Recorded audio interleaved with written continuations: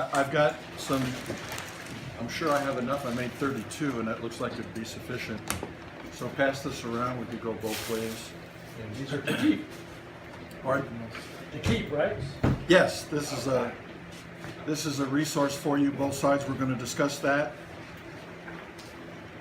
Notice my title, Biplane Rigging Made Simple. And then a second resource sheet for you that I prepared is biplane glossary chart, which I think, although most of you would know these terms and know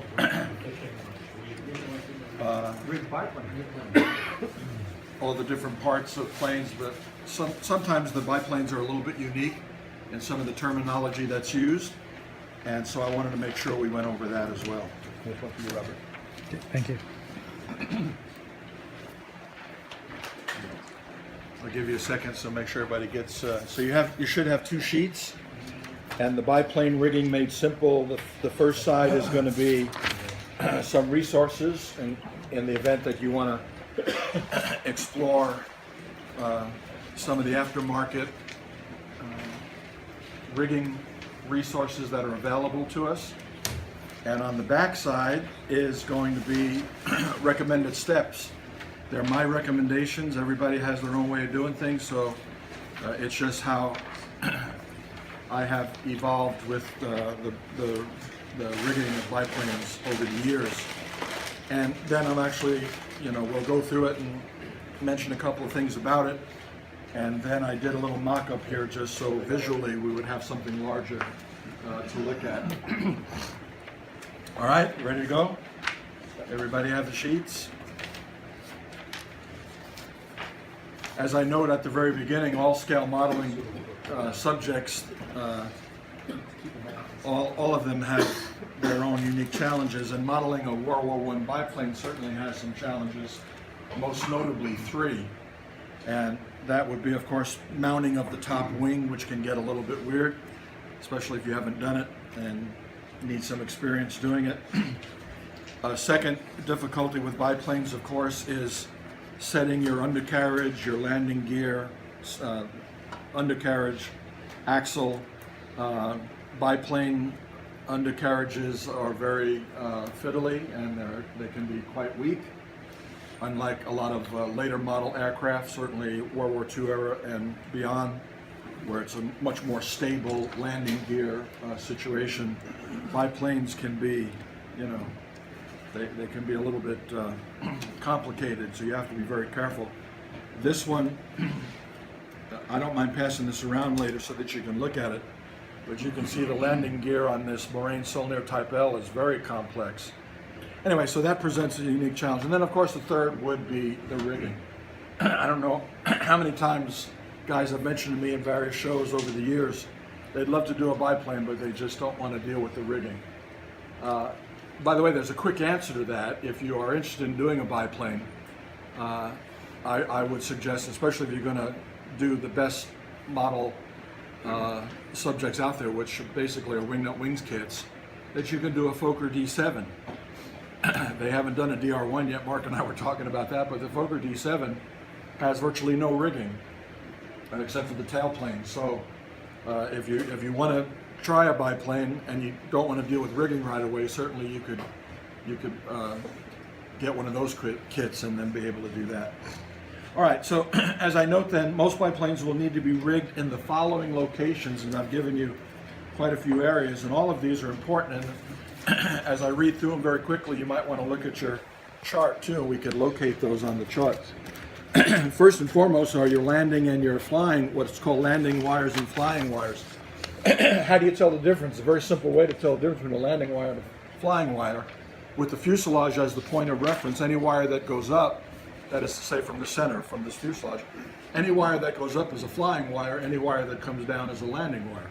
So on this roll in here you have your fuselage, of course, and any wires that are going up, front and back, those are flying wires, and the wires, again from the point of reference of the fuselage that are coming down, those are landing wires.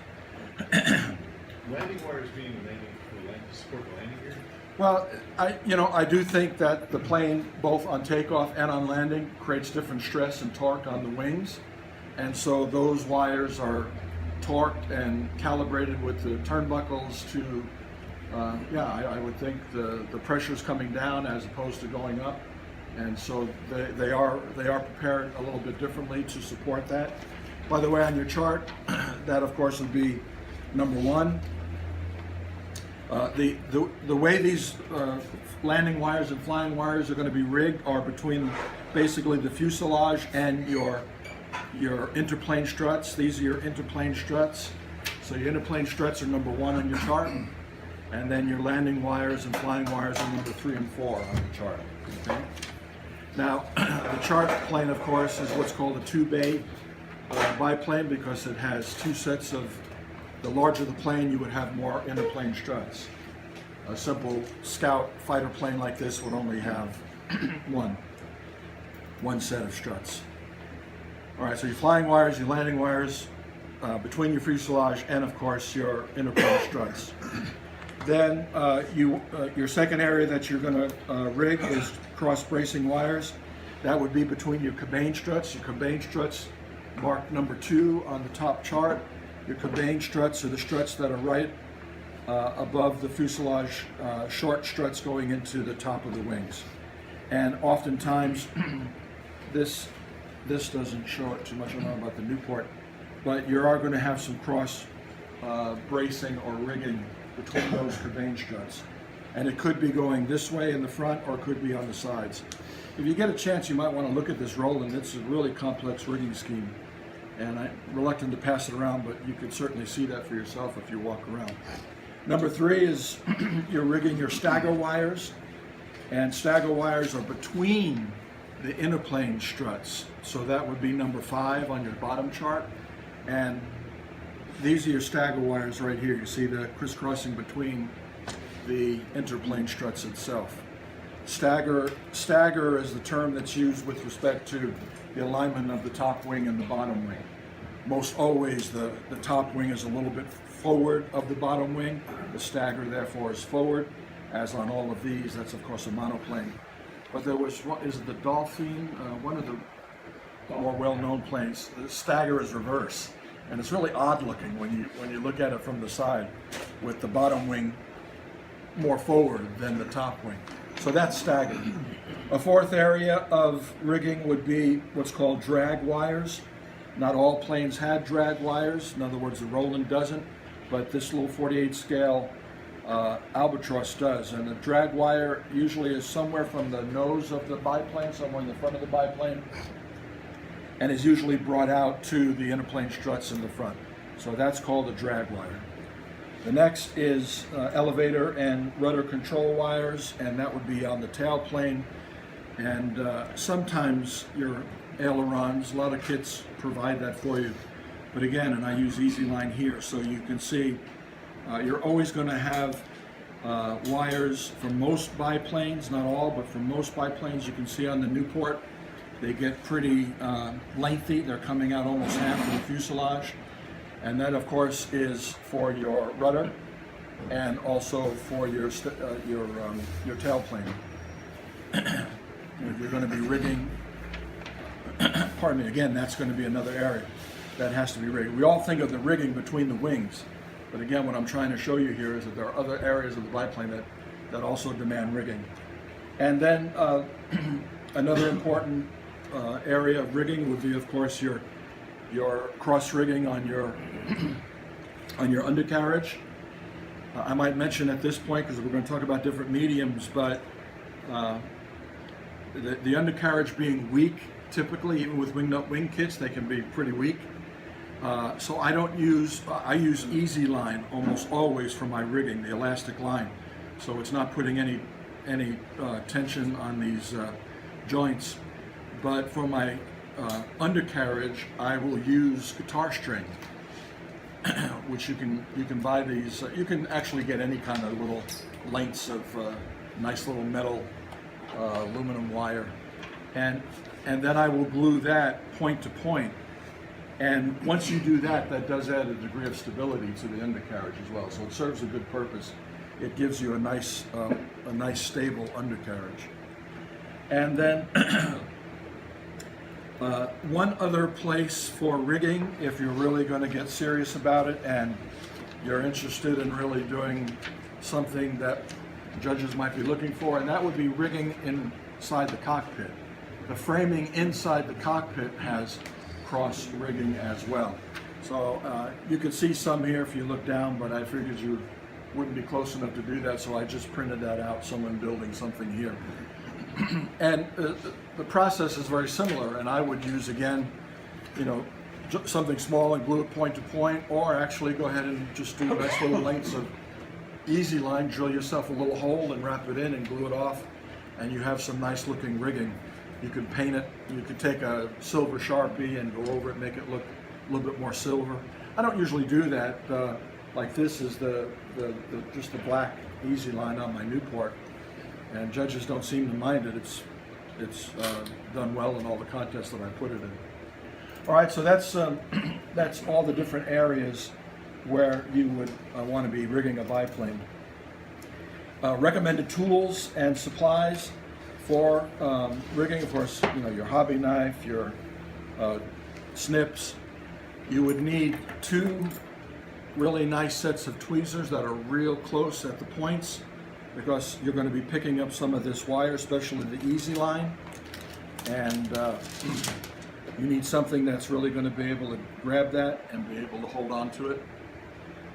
Then you're also going to need 2 reverse action tweezers.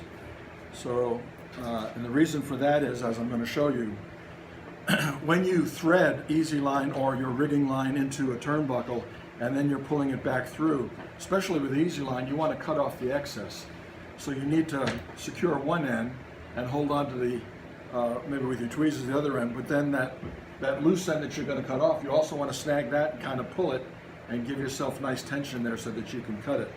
Which also leads to another important tool, in my opinion, for small scale rigging like that, is a nice pair of scissors, and preferably one that is curved. The reason why this curve helps is as you're pulling on that line, especially if you're doing it, when you have it on the wing and you're going to pull that excess, be able to put that scissor there with the curve helps you avoid cutting through both lines, which I've done a few times, and that really is irritating.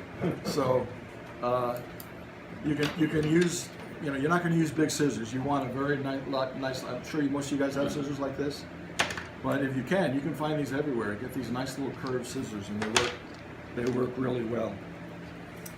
You want obviously your pin vise. I wouldn't go much higher than 75, and this is to drill your pilot holes, and I'll demonstrate that in a moment, to receive the eyelets that you're going to create. That's going to receive one end of your rigging. A common mistake I see some guys making in some of the shows and online is that they're putting turnbuckles at both ends of the line, and you don't do that. The turnbuckle only went on one end, usually the bottom wing end, and the top end was just looped into a tensioner or a fastener and then secured. So you can replicate that. So don't put turnbuckles at both ends of the same wire, the flying wire or the landing wire. So you're going to need to put some eyelets in there, and that's where you need your drill. Small snips. I recommend getting a sticky mat, especially when you're creating these eyelets as well as the turnbuckles. I did a couple just last night, some of these nice little eyelets, and then of course your gas patch turnbuckles. I know you can't see that here, but sticky mat helps because they're going to drop, they're going to fling off of your thing, and of course the sticky mat wouldn't help that anyway. And as you know, these little things go into the netherworld. They go into that parallel universe, and we never find them again. Where did you find the sticky mat? These I've had different ones over the years, but I think I got this at Hobbycraft. You know where you go to get these is in the aisles that especially all the women go for their little jewelry and their beads and jewelry making. That's where you can get these nice. They're actually called bead mats, is what they're called. It's sticky mats. What's the substance that's on it? Pardon? What is the substance that's on it? Well, like I said, I've already created a couple of eyelets that I'm laying here. What makes it tacky? Yeah. Oh, I'm sorry. I thought you knew what was on there. Boy, I don't know. I mean, it's it's just nice and tacky. It's not a big deal. But you can get them Some anywhere. type of rubber that's Michael's, Hobby Lobby, Amazon. maybe Joann's, places like that that you talked about. I don't know about Joann's, but Michael's and Hobby Lobby. So that's all it is. But I tell you what, that's a lifesaver when you're just doing a couple of small things and they're right in front of you. And just keep them on the mat and then pick them off your mat when you're ready to utilize it. Right, you're gonna want to be able to create soft wire eyelets. So I have a number of different types of wire. This one again is from Michael's. It's very simple, nice small scale. Why software? About Why software? I'm going to show you. Oh. This is for the eyelet, Jim, not for the rigging. And I'll show you why you want soft wire in just a moment. I can actually show you now. To create the eyelet that's going to receive one end of your rigging wire, for me, preferably the bottom of the top wing, and I'll show you that. So I'm replicating that here just so you can see it. So these would be the eyelets that you're going to create. Okay, this is your top wing. And even before I mount the top wing, I'm going to make sure I drill my pilot holes, and I'm going to put my eyelets in there. Get it all ready before I start rigging. I might mention, we'll see that on the backside. You got to have a plan. You really do. When you're maybe even before you start building the biplane, go over the rigging chart. Not all companies provide a nice rigging chart. Wingnut Wings usually does. It's color coded. But regardless of that, if you know a little bit about the issue, you're going to want to be able to make sure you have an idea of, okay, I'm going to want pilot holes down here at the base of where this interplane strut is, and all the corresponding holes, crisscrossing all of that. Drill all of those holes. Get them all just a small indentation. Wingnut Wings actually drills the holes for you in their kits. I sometimes would go ahead and ream that out, just make it a little bit bigger. But they're going to be there. So anyway, to answer Jim's question, why soft wire? You're going to create your own eyelets, and so I came up with this little tool. You're going to want some kind of a little hook. And don't forget, depending on the size of the eyelet that you want, you know, the inside diameter of the eyelet, it's not going to get any smaller than what you hook it onto. And you want something very small. So I found this somewhere, and it was actually connected, and I actually cut that out and created my own little hooks, and I've got two different sizes. And so what you're going to do is you're just going to hook it, and some guys grab it with pliers. I just use my thumbnail and give it a little pressure, and now you're just going to twirl it. That's why you need the soft wire, okay? And just about 3 or 4 twirls, and then get it. Are you guys seeing that? Mm-hmm. And so then, obviously the reason why it's open is so you can get it off. And so then you take it off, and then I leave maybe 1 millimeter, certainly not much more than 2 millimeters, and that's what's going to go in my pilot hole, leaving only that nice little top circle. So then I'm going to just snip it off right over my bead mat and let it drop right there so I don't lose it. And see, it stayed on my pliers right there. So there it is. So, I don't know, I mean, I know you can't see this, but You getting all this, Robert? Need ultra zoom. But my point is, if you look at this, the round circle is just perfect because I have this nice little round tool, and I just cinched it right down to that, and then I cut it off, and now this is ready to go into my wing. The average biplane, you're going to need about 20 of these, 18 to 20. It's mostly your upper and lower wing and your fuselage. Very rarely will you need eyelets for your tailplane. So it's going to, if we didn't have that special little tool you got, what would you suggest? you know, Like a needle, sewing needle? you know, you could get a paper clip. You know how the paper clip is round? Yeah, And just the kind of paper chop clip's that small and give enough yourself a diameter. nice little thing. Just anything that you can simply wrap a piece of wire around and then turn it. But you have to be able to pull it off without disrupting the nice circle, and then that's all. So that's the same technique I use to make the cords that you see on like modern radios. I use brass wires. So you don't have those idea. I just use a brass wire. You get them different diameters, so you get different eyelet diameters. So you just grab the wire and the solder wire with your finger, and then, like Joe showed, just loop Yeah. it. And Just that something works. that you can, just something that you can twist and loop. So the advantage of brass wire, if you need different sizes. Yeah. You see, this guitar string, this guitar wire on the undercarriage here, you can't bend that into an eyelet. It's got to be something pliable. It's got to be something soft that you can create your eyelet with. Now, why do you make your own as opposed to using like the gas patch eyelets? I don't like the gas patch eyelets, which is actually kind of new for them. They didn't. How many of you guys have heard? I'm sure you have, Mark, Bob's Buckles in the UK, and he's made a business out of these two little tubes and these wire eyelets, which are beautiful. He's got to mass produce those I don't know how to somehow. I don't know how he does it, but they're really small. But that's all he's doing. And then years ago, guys who were rigging biplanes would, pretty much get these two little tubes plus the eyelet from Bob's Buckles. You put the eyelet into his tube, and that was to simulate the turnbuckle. Now with the advent of gas patch models and RB productions, we actually have things that look like turnbuckles, and Bob's Buckles is probably not doing so. He's a nice guy. I talked to him once, but But you don't use that stuff? You don't use that very much? no, I'm using gas patch. But for eyelets, nobody makes eyelets that are worth using? Well, they do. That's what Mark was just referring to. I don't think I brought one. Oh, this is similar. This is. I'll pass this around, and this is replicating at least one end of a turnbuckle, and this could go into your pilot hole, but it's a little bit too big, so you can pass that around. So again, what I like is just to create my own. I mean, this is really simple.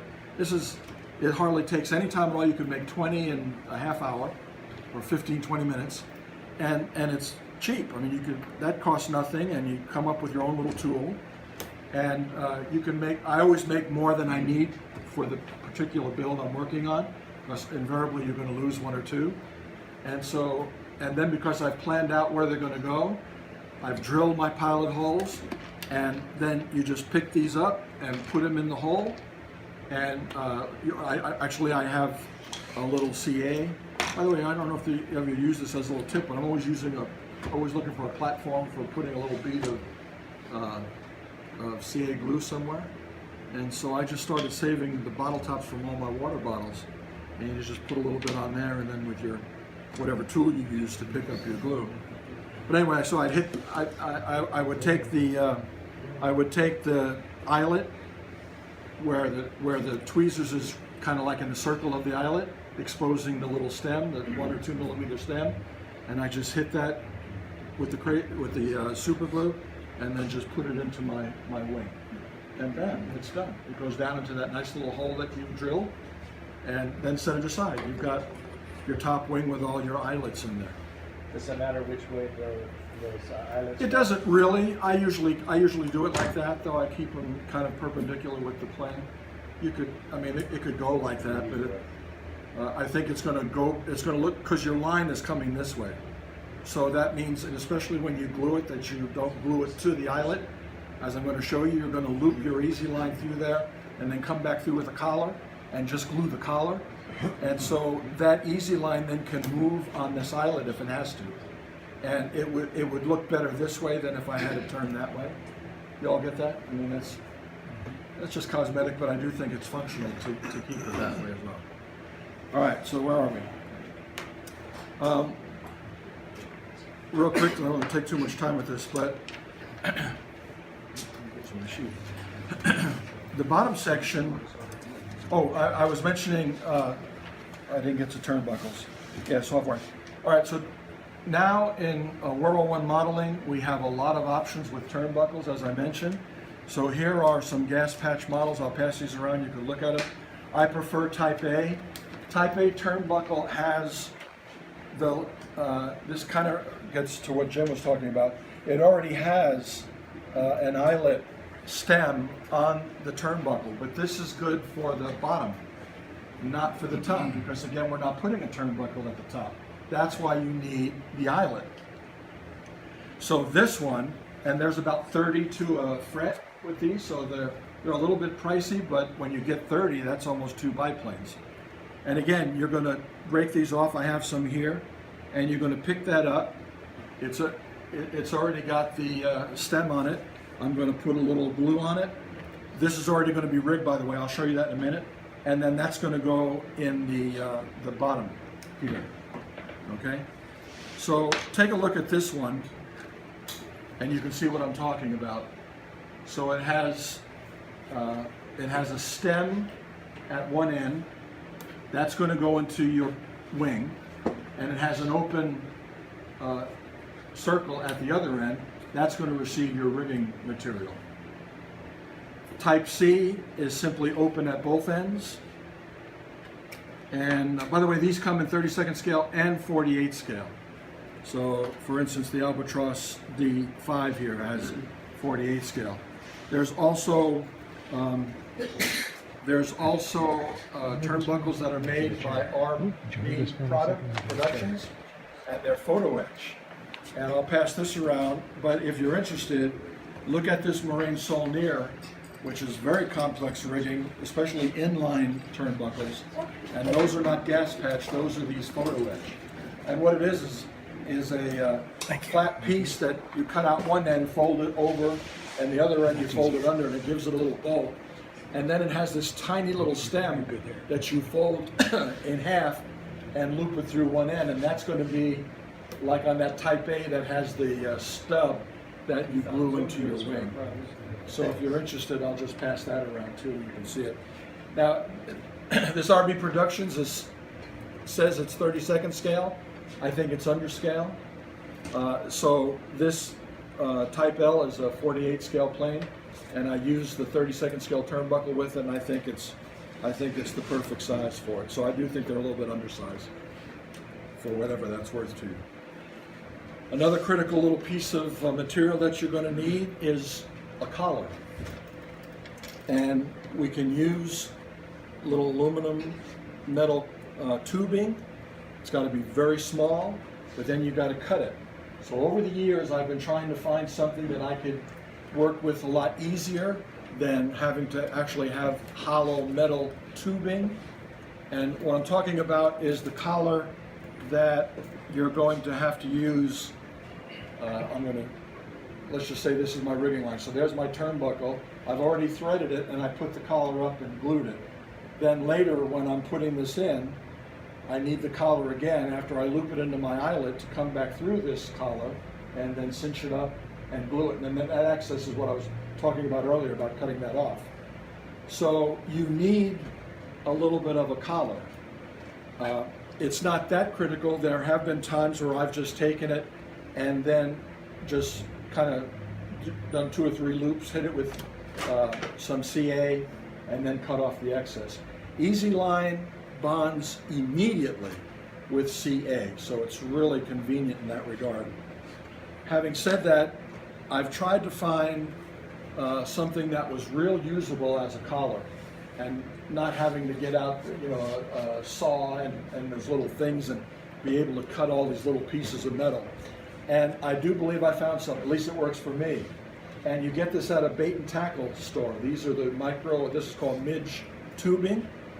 Have you ever seen, any of you guys ever seen this? They tie flies with it? Yeah. And so you just take out.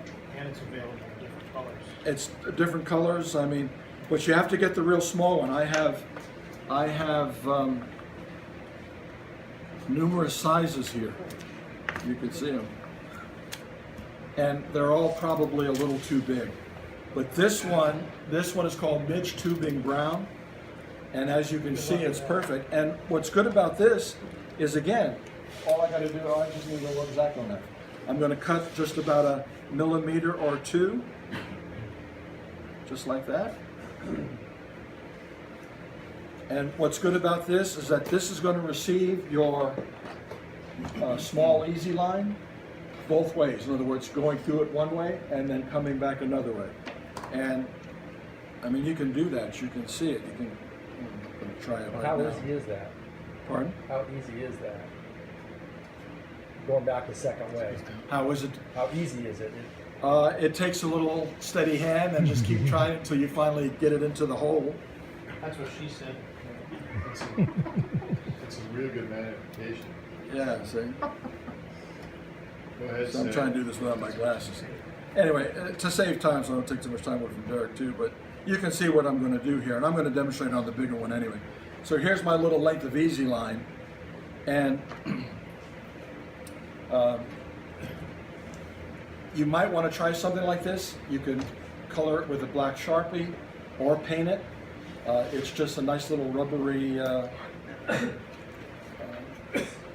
tubing. Some guys like to try, they like to do, I've seen this on the internet and I have not had any success with it.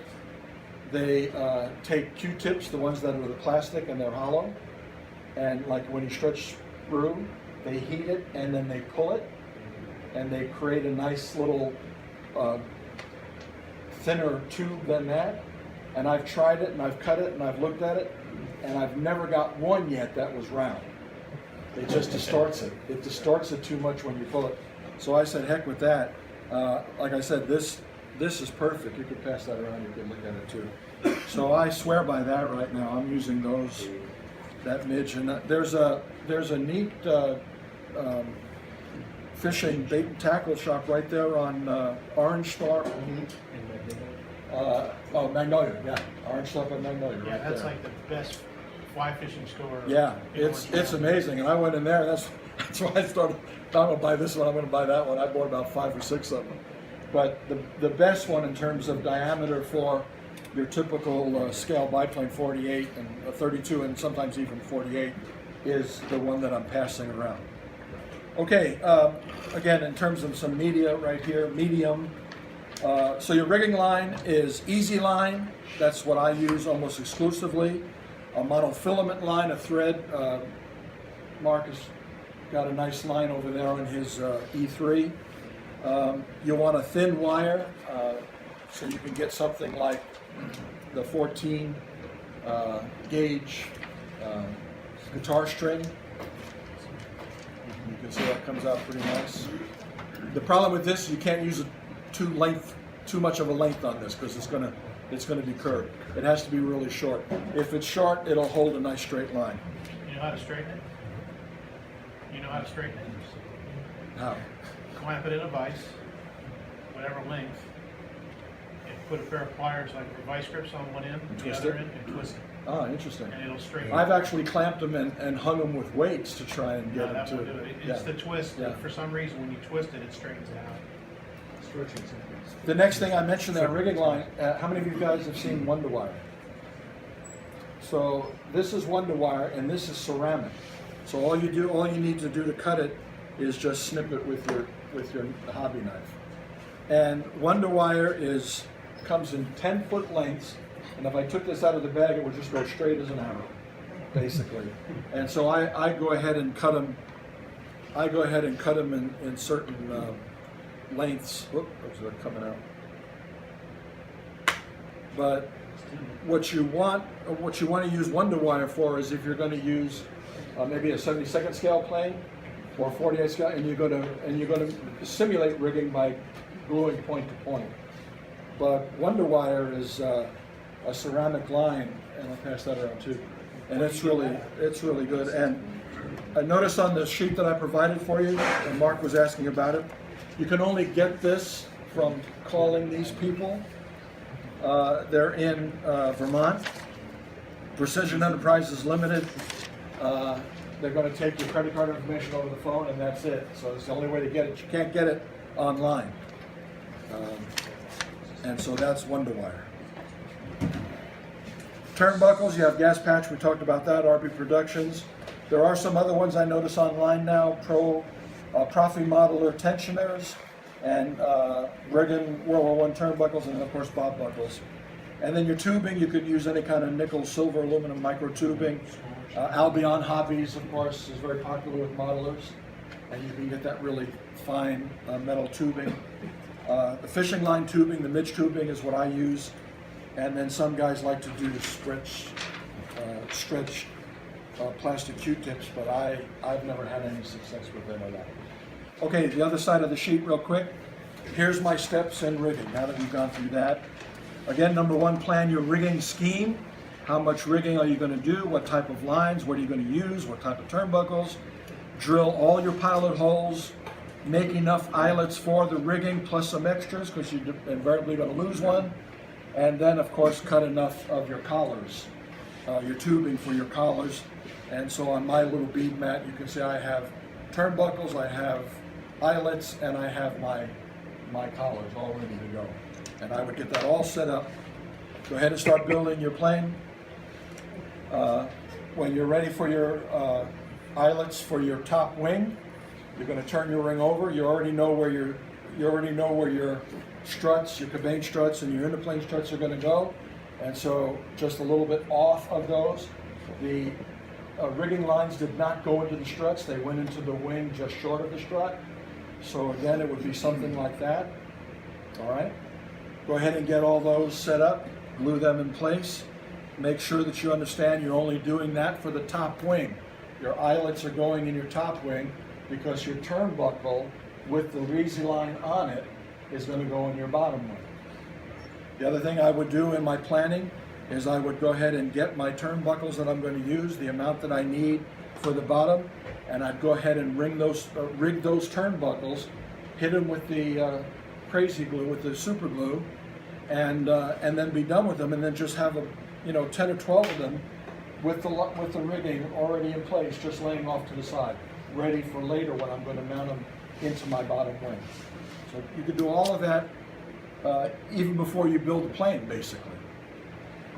So then I say, of course, number 3, thread the easy line into the tube collar and through the gas patch type C turnbuckle, and then back into the tube. And so that is what I was demonstrating here, and I'll show you that when we do the larger line.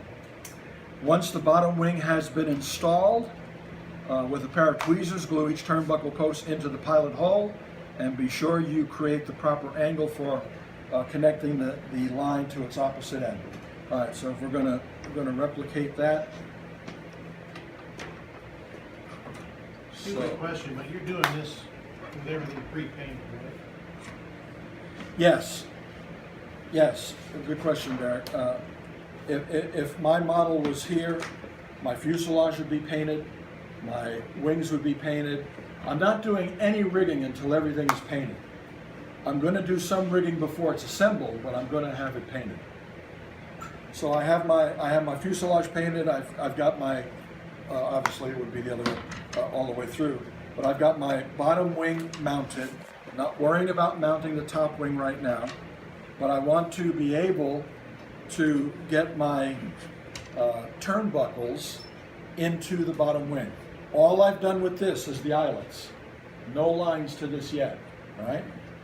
So I replicated that with these. Let's just make believe these are the turnbuckles with the line that I've already created. I kind of looped this again because I didn't want to glue this, so that's just How much line do you use? How much to stretch? Oh, well, you'll see that pretty readily, Jim. This particular line I have right here, I'm going to cut in excess of what I need because there's no reason to make it. Pardon me. There's no reason to make it too short, and then you've got it fastened at one end, and then you've got your tweezers and you're trying to feed it. Because with Easy Line, it's going to bounce back. It's going to drive you nuts if you don't have good tweezers, and it's going to let go and it's going to snap back. So make it more than you need for sure. By the way, one little trick that I've learned: if I am a little short on the line, I'm going to take one of these reverse action tweezers and hook it onto about the midsection and pull it close so that my other side of it is nice and loose and I can loop that. So it's fighting against the tweezers, not against my first glue point. That's when you break out the third arm. Exactly. You really need this. All right, but a length like that, Jim, for your typical biplane landing or flying wire, that's about all you're going to need right there. So about So 8 basically, inches. you're not stretching it until you get it to No, don't. You're not stretching anything. So I'm just taking this. I'm putting that into the end of the turnbuckle, right? I feed the collar on one end, I feed the collar on one end, I put it into the turnbuckle, come back through the collar, hit it with some glue at this end only, not at this end. You don't want to glue your easy line to either the eyelet or the turnbuckle. You glue it at the opposite end. All you need is just this little tiny dot right there, and the easy line bonds right away. Let it go for a few moments. Then you can fasten this off on something, pull this, take your tweezers, pull that, and cut it right there with your curved scissors. And then you've got and then again, you just lay these off to the side, just like that. Okay. So now again, get back to my point. So I've got my bottom wing, I've got my turnbuckles, and I start gluing them with the line. Just let the line go off to the side. So there's your collar right there. So let the line just lay there. It's no big deal. Take your glue like that. Go into your pilot hole. And by the way, when you drill those pilot holes, and especially when you put in your turnbuckle, you'll want to try and eyeball the angle that you need. Right here, see? Otherwise, if this is too high, then the line is going to be it's going to have an angle off of the turnbuckle, and it's got to be totally straight. Could be kinky. Yeah, it's got to be straight. So, and you can, and by the way, that's one of the strengths in not gluing the line to the. So at least if it has to move a little bit, it can move. See, that's going to be pretty straight right there. See that? When I'm holding it to the top where it's going to go. So that's again part of your pre-planning. Make sure that when you're going to put your holes in and then you're going to put your turnbuckles in, that they are the proper angle going up to the opposite point where it's going to be glued. So I've got my fuselage turnbuckles in. I've got my outer wing turnbuckles in. The lines are just hanging there. I don't worry about that. I'm not painting anything. I'm not spraying anything, so it's clean. It's not fouling anything. And then comes the other tricky part of a biplane, which is, of course, to mount your top wing. That's going to be personal preference on your part. Some guys start with the cabane struts and get those secured, and then work your way out to the inner plane struts. Some guys start at the inner plane struts and then work their way into the cabane struts.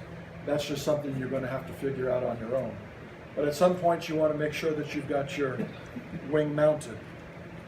Now you're ready to do the second part of your rigging. I usually do it upside down. I have a little styrofoam jig that I can lay the plane down upside down, which reminds me, and I do have it on the sheet, if you're rigging a plane that has a Lewis gun with a Forster mount or some kind of radiator apparatus, you can install all of that after you do your rigging, so you just have a nice, clean, flat top wing if you're turning it over and holding. I wouldn't put the propeller on yet. I even make mention of that here on my sheet. Anything that I could knock off with my hand, because I'm picking this thing up. When you're rigging, you're going to be picking this thing up, moving it this way, moving it that way, trying to get it to work right. And so the less stuff that can be knocked off, the better.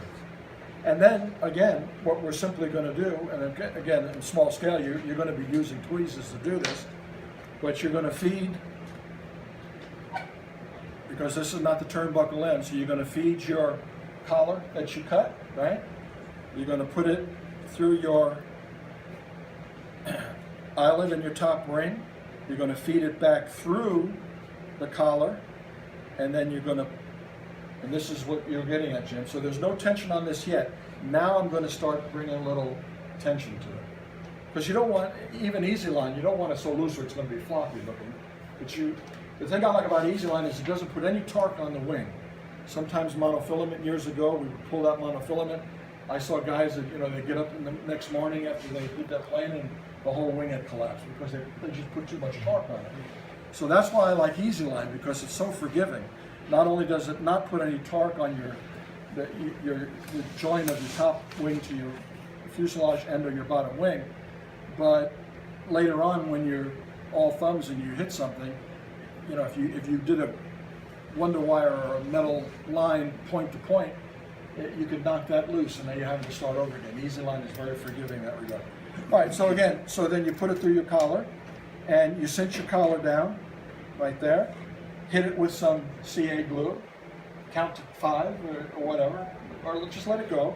This line is just going to lay there. Sometimes I just do them all and just leave the lines like that. Then I'll go back and cut them all off at one time. See?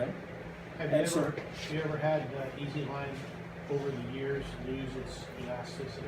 I haven't. Become slack? I haven't. I don't know the shelf life of Easy Line, but since I've been doing this, it's certainly not stressing that at all. I haven't heard of anything about Easy Line. I've seen some snap from maybe just being maybe being pulled too tight because it is elastic, and so if my glue point here with the eyelet was weak, and I really stretched the Easy Line, and then a couple of days later it might pull it out. I doubt it, but it might. All right, so I've got that one line in, and then you put your. I mean, it's no more complicated than this. It really is not that difficult. Put your collar on. It's nice to do it this size, but when you're doing it with tweezers, it's a whole different ballgame. But then again, you just pull it and then cinch it down. Again, don't glue it here. If you can help it, don't glue it to where it's going to hit your either your turnbuckle or your eyelet. Glue it on the outside, and then just. And by the way, don't go crazy with it, because one thing I've noticed with Easy Line, if you do use too much CA, it can crimp it a little bit. And that when the Easy Line crimps, you're not getting that crimp out of there. You pretty much better just cut it off and start again. So anyway, you just do like that. Of course, I'm not gluing this, and so it might give a little bit. And there's my rigging. So then later on, I'm going to come along with my scissors. This is already nice and tight, so I just take my tweezers on the real thing, the small thing, and I'm going to pull it as much as I can, so I got a nice clear shot at it, and I'm just going to come in with the curve, and just like right there. And if you look at some of mine right here, you can see how that actually happens in scale. It looks pretty decent. Any particular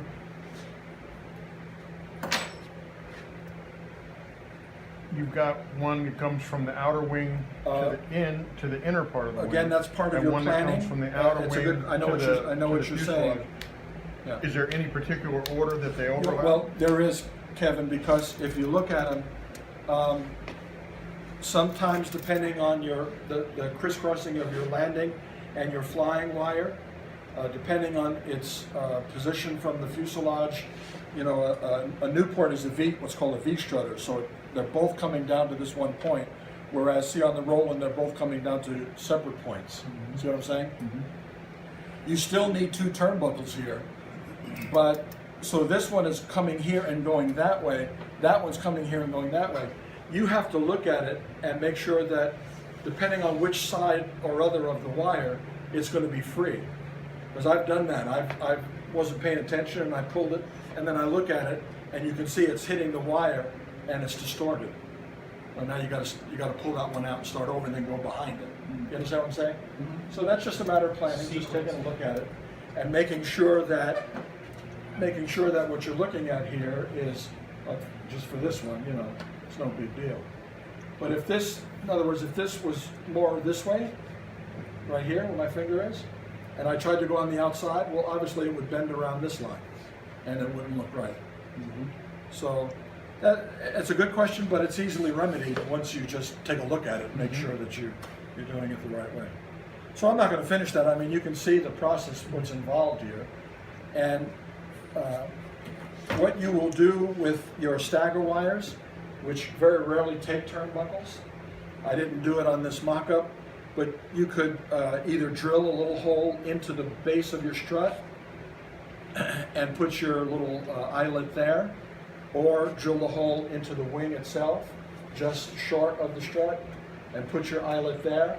I will do Easy Line there as well, not with turnbuckles, and I'll just have the easy line and just thread it. Once I loop it, I'll just thread it around itself like this, So you want to remove the collars. like that, so no collar. See what I'm doing right here? I'm trying to replicate for you what I would do. And then you just hit this with a little CA, and it's going to have the same effect as the collar. And it's small enough scale that you're not even going to see it. Once it's dry, then I still have this loose end to trim off. And if you look at some of these, you'll see that there. And your stagger wires then are not going to look that bulky. They're not going to have any collar. They're not going to have any turnbuckle, nor did they on the actual plane. So they were just that cross bracing for the stagger wires. Your tail plane, usually your control horn, some of the better kits, the control horn has a little hole in it at the top. If not, I would drill a hole in that and then put a collar on, feed my easy line through that hole, back through the collar, cinch it up, cut off the excess. And if you want to look at these, you can see that, and it looks beautiful for your tailplane rigging. So what I like about this method is, Mark and I were talking about this earlier, because you can simulate rigging. You know, you could take a nice length of wonder wire, especially for small scale kits, and put some white glue here, or gator glue is what I would use for wonder wire, and glue it there, and then glue it down there, and then get a little piece of photo etch or something and glue it on there, make it look like a turnbuckle. But what I like about this is that we're actually rigging it, aren't we? I mean, we're actually looping it, rigging it, and then pulling it, creating our own little torque and tension on it, cutting off your excess, and you're done. The only thing that you might want to do after that is get a silver Sharpie if you want the lines to look more steel, and you can color them that way, or paint them. Then later you can go back with your burn hummer and your wash and cover up your spots there where you might have a little glue there from your pilot hole and your eyelet that you put there.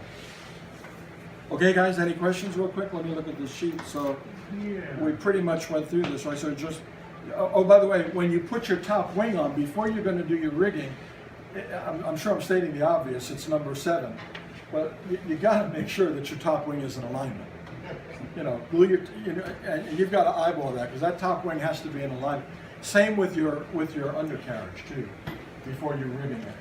So make sure that everything is in alignment before you start rigging. The good thing about the easy line is it is forgiving. So even if you were out of alignment, all of a sudden you look back, you did your rigging, you look back, oh man, that thing is off. You could probably still tweak it enough and it's not going to hurt the easy line. So that's, again, why I like easy line. Oh, you said you could paint the easy line. Do any of those paints or the oils affect the line? Well, it's a question I'm not sure I can answer because I've never painted them per se. Although I did put silver on. No, I take that back. I did put silver on this one. By the way, this is the larger easy line, and I don't like it too much because it twists, and you can see it's out of round. My Roland did well, and it's, you know, it looks good, but it might almost be. You can see the difference between this easy line and that easy line. This is the smaller, this is the larger. But Rich, if you notice, I went ahead and painted that silver. I think the best thing to use if you're going to color it are the silver Sharpies. You don't have to worry about paint, you don't have to worry about paintbrush. That silver Sharpie just goes right on it and colors it very nicely. I actually tried painting some easy line a few months ago. I put a mango paint on it. Took one of them that was drying test. I pushed it down and it stayed down. It eventually came back up, but it took it several minutes to do so. So it lost quickly. Some kind of hardness to it somewhere. I think the paint, once the paint kind of got pulled apart, it's like it just resisted. It did eventually get back up to straight, but it took longer. The labels are so that when you hit it, they probably distorted the paint